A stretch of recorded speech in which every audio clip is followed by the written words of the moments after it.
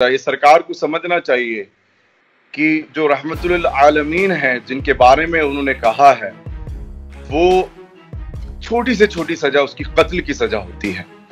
इससे कम में कोई बात नहीं होती है जो गुनाह उस आदमी ने किया है। और ये पूरे देश के हमारे तमाम मूल निवासियों को इस बात को समझ लेना चाहिए कि जो सनातन धर्म है वो क्या सिखा रहा है। कभी भी कोई मुसलमान, कभी भी इस्लाम की तालीम लेने वाला किसी धर्म के खिलाफ या किसी उनके गुरु के खिलाफ नहीं बोला है, ना बोलता है, ना बोलेगा। ये तालीम है इस्लाम की। लेकिन सनातन धर्म का जो हम नजर आ रहा है अभी, आप देखिए कि सबसे पहला जो भगवा आतंकवादी यहाँ पर नाथुराम गोड से है, वो उसी सोच से आते हैं, सनातन जो आता है। आप उसके बाद देखिए कि जो अभी तक बोलने वाले जितने भी अजीब अजीब बातें करने वाले, बकवास करने वाले हैं, चाहे वो आसिम आनंद हो या इससे पहले साध्वी प्रज्ञा हैं, कौन लोग ऐसे कामों में आ रहे हैं जो आतंक फैला रहे हैं देश में। ये समझना चाहिए हमारे देशवासियों को। ये लोग वो चाहते हैं कि अगर मुसलमान समझदार ना हो, क्योंकि उसने इतना बड़ा कृत्य किया है कि यहाँ तो जो है खून बहा देंगे ये लोग। मतलब ये चाहते हैं कि यहाँ पर इस तरीके से नरसंहार हो, यहाँ पर लोग आपस में लड़ें। ये लोग देश को कभी भी नहीं चाहते हैं कि यहाँ पर इंसाफ के साथ, यहाँ पर शांति के साथ लोग रहें।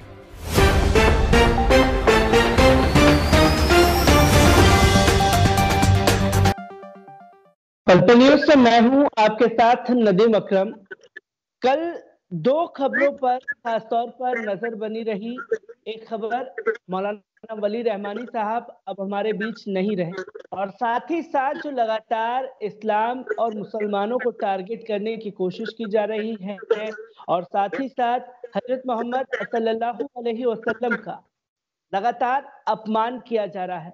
और ये कहीं और नहीं बल्कि भारत देश में हो रहा है, जिसमें सोशल मीडिया से लेकर के सड़क तक आग लगी हुई है। और इन्हीं पर हमसे बात करने के लिए एसडीपीआई के जनरल सेक्रेटरी मोहम्मद शफी साहब मौजूद हैं। शफी साहब, सबसे पहले मैं आपसे ये जानना चाहूंगा, क्योंकि मौलाना वली रहमानी साहब अब हमारे बीच नहीं रहे हैं, क्योंकि आज की जो युवा पीढ़ी है वो उनकी शख्सियत को पूरी तरह से नहीं जानती है। अगर मौलाना वली रहमानी साहब को एक चीज के लिए याद रखा जाएगा तो वो क्या बातें हैं आपके जहन में भी ताजा? सबसे पहले तो एसडीपीआई की जानिब से और पूरे मुल्क की जानिब से मैं हजरत को ताज़ियत पेश करता हूँ। और एक बहुत बड़ी कमी इस देश के लिए है, और ना सिर्फ मुसलमानों के लिए बल्कि तमाम मूल निवासियों के लिए एक बहुत बड़ी कमी है इस वक्त में हजरत का जाना। और इस वक्त में जब हालात बड़े नासाज हैं और हजरत की जो खूबियां हैं वो जितनी बयान की जाए कम है। उनमें खास खूबी उनकी ये थी, साफ गो थे, बिल्कुल जो बात कहना था स्पष्ट बात कहते थे और सामने कहते थे, और डिसीजन मेकर थे और डिसीजन पर रहने वाले थे। उन्होंने बहुत बड़े बड़े काम किए हैं। औकाफ का जिस तरीके से उन्होंने जो एक पूरा ड्राफ्ट तैयार करके जो पास कराया उस वक्त के अंदर, और जो आपको मालूम है कि देखा जाए तो ये मुल्क को मालूम होना चाहिए कि जिस तरह से शाहीन बाग जो सबके सामने आया है और उसमें ख्वातीन का जो बड़ा रोल है, और वो ट्रिपल तलाक के अंदर जो ख्वातीन के बड़े बड़े मजमे हुए और जो ख्वातीन ने रोड पर आकर प्रोटेस्ट किए, वो उन्होंने उसका ट्रायल जो, क्योंकि ये गवर्नमेंट किस तरह से आए दिन हरकतें कर रही थी, तो उन्होंने रोड पर लाना कि जो डेमोक्रेसी में हमारा हक है, हमारा राइट है, उसके लिए लोगों को सड़कों पे उतारा।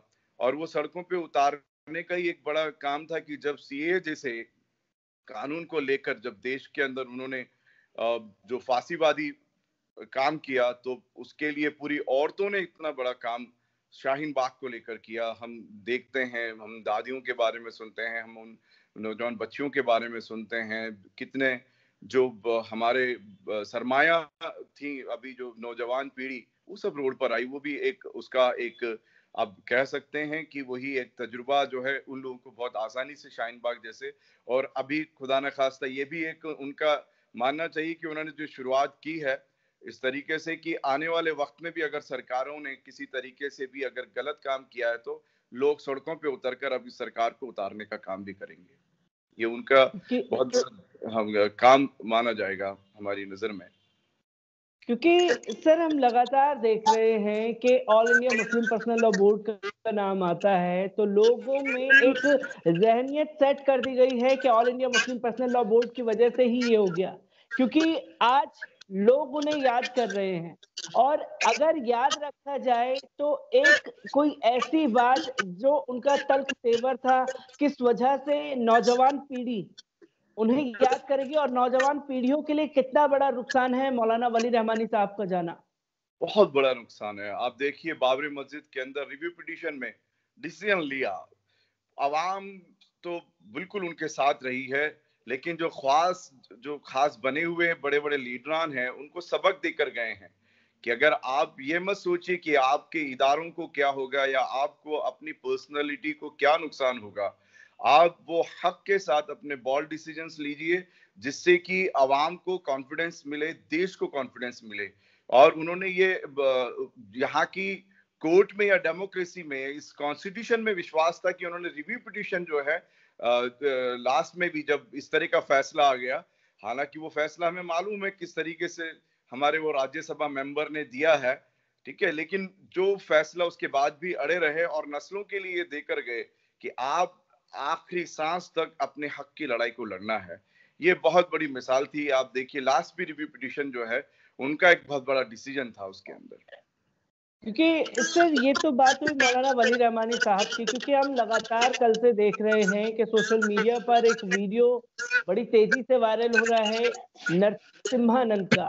वो हजरत मोहम्मद सल्लल्लाहु अलैहि वसल्लम का अपमान करता हुआ नजर आता है, उन्हें गाली देता हुआ नजर आता है। इतनी जगह पर एफआईआर दर्ज हो चुकी है पर अभी तक कोई एक्शन पुलिस द्वारा नहीं लिया गया। किस तरीके से देख रहे हैं इन चीजों को?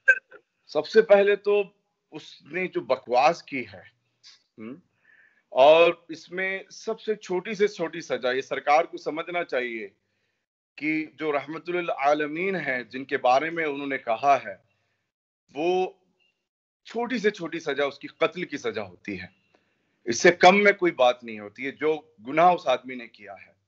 और ये पूरे देश के हमारे तमाम मूल निवासियों को इस बात को समझ लेना चाहिए कि जो सनातन धर्म है वो क्या सिखा रहा है।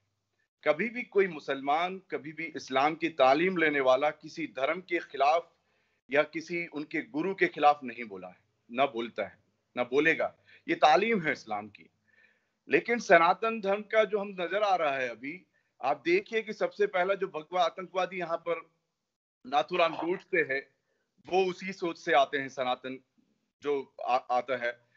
आप उसके बाद देखिए कि जो अभी तक बोलने वाले जितने भी अजीब अजीब बातें करने वाले, बकवास करने वाले हैं, चाहे वो आसिमानंद हो या इससे पहले साध्वी प्रज्ञा हैं, कौन लोग ऐसे कामों में आ रहे हैं जो आतंक फैला रहे हैं देश में। ये समझना चाहिए हमारे देशवासियों को। ये लोग वो चाहते हैं कि अगर मुसलमान समझदार ना हो, क्योंकि उसने इतना बड़ा कृत्य किया है कि यहाँ तो जो है खून बहा देंगे ये लोग। मतलब ये चाहते हैं कि यहाँ पर इस तरीके से नरसंहार हो, यहाँ पर लोग आपस में लड़ें। ये लोग देश को कभी भी नहीं चाहते हैं कि यहाँ पर इंसाफ के साथ, यहाँ पर शांति के साथ लोग रहें। इसलिए ये जो उन्होंने अपनी मानसिकता दर्ज कराई है, ये साफ पता लगता है कि ये जो व्यक्ति है ये दिमागी पीड़ित है। और ऐसे ही लोग, एक कुलश्रेष्ठ एक नाम का अपने आप को सो कॉल्ड इंटेलेक्चुअल कहता है, हाँ, उसका नाम लेना भी मुझे पसंद नहीं है। ये आदमी है, किनके बारे में बात कर रहे हैं? ये गंदी जुबान उनका नाम लेने के लायक नहीं है। ये लोग नहीं जानते हैं कि अपनी गर्दनों को, अपने माँ बाप को, अपने बच्चों को, अपनी तमाम परिवार को, हर एक चीज को, अपनी जो चीज को सबसे ज्यादा अजीज समझते हैं मुसलमान, उसको इस आप सल्लल्लाहु अलैहि वसल्लम के लिए कुर्बान करने के लिए तैयार रहते हैं हमेशा। जी। तो इस नायक ने ऐसी बकवास की है कि जो मतलब ये काबिले बर्दाश्त नहीं है, बिल्कुल काबिले बर्दाश्त नहीं है। और सरकार को चाहिए कि वो इसमें इस तरीके के लेकर आए कि नबी अलैहि, बल्कि कानून को बनाने का बड़ा शौक है उनको पार्लियामेंट के अंदर, तो ये समझे कि देश में आगे ऐसे कोई हरकतें ना हो जिससे कि आपस में जो है इंतशार बढ़े या आपस में कत्लो गारत हो। तो ऐसे कानून लाए कि नबी अलैहिस्सलाम के नाम पर कोई इस तरह की बकवास ना करे। क्योंकि सर हमने दो चीजें इसमें सबसे ज्यादा सवाल खड़ा कर रही हैं। एक तो दिल्ली में बैठ करके प्रेस क्लब ऑफ इंडिया में प्रेस कॉन्फ्रेंस करना, और दूसरा इस प्रेस कॉन्फ्रेंस में एक पूर्व फौजी उनके साथ बैठे हुए दिखाई दिए। कितना बड़ा सवाल खड़ा होता है कि एक पूर्व फौजी की देखरेख में बैठ करके ये बातें की जा रही हैं और वो भी उनको समर्थन दे रहे हैं, क्योंकि प्रेस क्लब ऑफ इंडिया में कभी भी प्रेस कॉन्फ्रेंस के लिए जाते हैं तो वो पहले देखते हैं कि किस इश्यूज पर आपको प्रेस कॉन्फ्रेंस करनी है। तो एक कितना बड़ा सवाल खड़ा होता है कि सारी सब लोग मिले हुए हैं इस्लाम और मुसलमानों को टारगेट करने के लिए। वो काहे का फौजी है, वो फर्जी है। वो ऐसी टोपी पहनकर वो जो है देश को छल रहा है। इन सब पर केसेस होना चाहिए। और आम आदमी पार्टी क्या कर रही है? ये सेक्युलर पार्टीज जो मुसलमानों का वोट लेती वो क्या कर रही हैं? वो क्यों नहीं मुसलमानों के लिए रोड पर उतरती हैं? ये सब लोग मिले जुले हुए लोग हैं। ये लोग जानते हैं कि यहाँ पर देश के अंदर नफरत फैलानी है और नफरत से ये फांसीवाद जो है अपना राज चलाता रहेगा।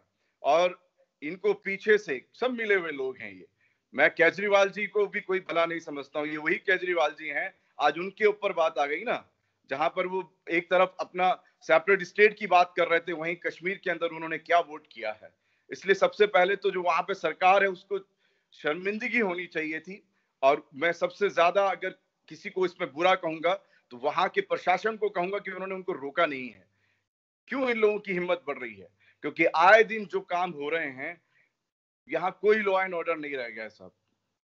भारतवर्ष के अंदर जो लॉ एंड ऑर्डर है वो पूरी तरह खत्म कर दिया है, चिरमरा गया है। और ये जो इनकी हिमाकतें और हिम्मतें बढ़ रही हैं, ये तब से बढ़ती चली जा रही हैं जब से ये लोग फसाद मचा रहे हैं, लिंचिंग कर रहे हैं। और लिंचिंग करने के बाद में ये लोग खुले घूमते हैं, इन्हें सजाएं नहीं होती हैं, इन्हें मालाएं पहनाई जाती हैं, उसको तिरंगा जो है उसको पहनाया जाता है, जो कि लिंचिंग में जो आतंकवादी संलिप्त होता है। तो ये इनके हौसले बढ़ाते जा रहे हैं। और ये हमारे देश के मूल निवासियों को, क्योंकि हम लोकतंत्र में रहते हैं, यहाँ पर बोलने की आजादी का मतलब किसी के लिए इस तरीके के अपशब्द नहीं कहे जा सकते। यहाँ पर आजादी का मतलब आजादी तमाम लोगों की एक दूसरे के लिए जो भावनाएं हैं, मोहब्बत की, भारतीयता की, उसके लिए आजादी है। यहाँ पर एक दूसरे को नफरत करने के लिए आजादी नहीं है। इसलिए तमाम अवाम को समझना चाहिए कि ये वो लोग हैं जो सरकार को बचाना चाहते हैं। सरकार को वो जो मूल जो यहाँ के इश्यूज हैं, जो मुद्दे हैं, जिसको हम सीधी भाषा में कहें कि रोटी कपड़ा और मकान, उनसे भटकाकर सरकार की जो कुनीतियां हैं उनको वो लोग जो लागू कर रहे हैं, उनको ये ऐसे लोग आकर बीच में बकवास करके यहाँ के लोगों का माइंड डाइवर्ट करते हैं। वो मुस्लिम्स को प्रोवोगेट करते हैं। लेकिन इस्लाम के अंदर ऐसी तालीम नहीं सिखाई गई है जो सनातन धर्म के अंदर सिखाई गई है कि गालियां दो उनकी हस्तियों को जो जिनके ऊपर वो अपनी जानें कुर्बान कर सकते हैं, वो मुसलमान, उनके बारे में ऐसे अपशब्द कहो, ये उनके सनातन धर्म में सिखाया जाता है। ये अभी मालूम पड़ा है। हमने कभी किसी धर्म के बारे में बुरा नहीं कहा है, लेकिन ऐसे लोग जो आतंकी हैं और खुलेआम घूम रहे हैं, खुलेआम बकवास कर रहे हैं, उन्हें बजाय जेल में डालने के ये लोग उनकी पुष्पनाई कर रहे हैं। और हम ये साफ कहते हैं ये सरकार की शेह है और सरकार इसके पीछे है। मोदी और अमित शाह इनके पीछे है, भागवत इनके पीछे है। और यही लोग हैं जो ये बकवास को इनके जरिए से कहलाते हैं। कुलश्रेष्ठ जैसे जानवर लोग हैं, वो इंसान नहीं है, जानवर हैं, जिनको पता नहीं होता है कि क्या बोलना है क्या नहीं बोलना है। वो लोग खुलेआम घूमे हुए हैं। सर, मैं एक आखिरी सवाल आपसे लेना चाहूंगा, क्योंकि जो मुद्दा इन्होंने उठाया और जिस तरीके से हजरत मोहम्मद सल्लल्लाहु अलैहि वसल्लम का अपमान किया, क्या ये राजनीतिक स्टंट है? क्योंकि 5 राज्यों में चुनाव होने, क्योंकि इन्हें पता है कि हिंदू मुसलमान होगा तो हमें फायदा होगा। क्या ये भारतीय जनता पार्टी का पब्लिसिटी स्टंट है नरसिम्हानंद के द्वारा? देखिए, मैं इनकी जो नेगेटिव पॉलिटिक्स है उसके कोई कसीदे अब नहीं पढ़ूंगा। मैं सीधा सीधा आवाम से आपके इस चैनल के माध्यम से कहना चाहता हूं कि आपको अपनी लड़ाई लड़ने के लिए सड़कों पर आना पड़ेगा। जब कोई गलत होता है तो आपको प्रोटेस्ट करने पड़ेंगे। लोकतंत्र ने जो आपको राइट्स दिए हैं, आपके फंडामेंटल राइट्स पर ये लोग जब आप पर हमला कर रहे हैं तो आपको यूनाइट होना पड़ेगा। और यूनाइट होने के लिए मैं सिर्फ मुस्लिम्स को नहीं कह रहा हूं, यूनाइट होने के लिए तमाम वो दबे कुचले तबकात, उसमें खास तौर पर अभी हमारे किसान भाई हैं, चाहे हमारे जो मजदूर भाई हैं, चाहे हमारे जितने भी SC ST वर्ग के तमाम जो भाई हैं, वो सबको इस सरकार के खिलाफ खड़ा होना पड़ेगा। क्यों? क्योंकि ये लोग इस तरह की भ्रांतियां फैलाकर आपको आपके हक से महरूम करना चाहते हैं। आज अगर देखा जाए रिजर्वेशन को लेकर जिस तरह से प्राइवेटाइजेशन कर रहे हैं, सबसे ज्यादा SC ST भाइयों को सबसे ज्यादा इसके अंदर नुकसान होने वाला है। जो सिटीजनशिप अमेंडमेंट एक्ट जो इन्होंने लेकर आए हैं, ये सिर्फ मुसलमानों को इसका नुकसान नहीं होने वाला है, सबसे ज्यादा यहाँ के जो हम तमाम शहरी रहने वाले हैं, चाहे वो SC ST के लोग हों। आप देखिए ट्राइबल, मैं ये बात इसलिए बीच में लेके आ रहा हूं कि ये लोग CAA जैसे मुद्दे लेकर चुपचाप ऐसी गलत बातों को लेकर सामने आ रहे हैं। ये लोग NIA अमेंडमेंट एक्ट लेकर इस तरीके की बकवास हमारे सामने लेकर आ रहे हैं, ताकि हमारे उन चीजों से, उन बातों से मुद्दा हट जाए। ये लोग ये नहीं बताना चाहते कि यहाँ पर हमारा गरीबी की हमारे इतना बुरा हाल है कि लोगों को खाने पीने के लिए भूखमरी से, आज हमारा देश भूखमरी में बांग्लादेश और पाकिस्तान से नीचे आ चुका है। आज हम लोग गरीबी की रेखा में इनसे नीचे आ चुके हैं। और वहीं का एक जो अडानी अंबानी है, अंबानी आज उसकी इकोनॉमी देखिए सबसे ज्यादा जो यहाँ ग्रोथ की हुई है, वर्ल्ड वाइड उसकी इकोनॉमी ग्रोथ कर रही है देश के अंदर, और एक तरफ हमारे रोजगार छीने जा रहे हैं। इन तमाम मुद्दों से भटकाकर ये लोग जो हैं इस तरीके की बकवास करते हैं। इसलिए तमाम अवाम से हमारा ये अनुरोध है, आह्वान है, और social democratic party of India इसीलिए अवाम की पार्टी बनकर आई है कि जो ऐसे ये लोग काम करने वाले हैं उनके खिलाफ हम लोग सड़कों पर आएंगे, और सड़कों पर आकर इस सरकार के खिलाफ हम लोग हमारी एक मुहिम को लगातार चलाते रहेंगे।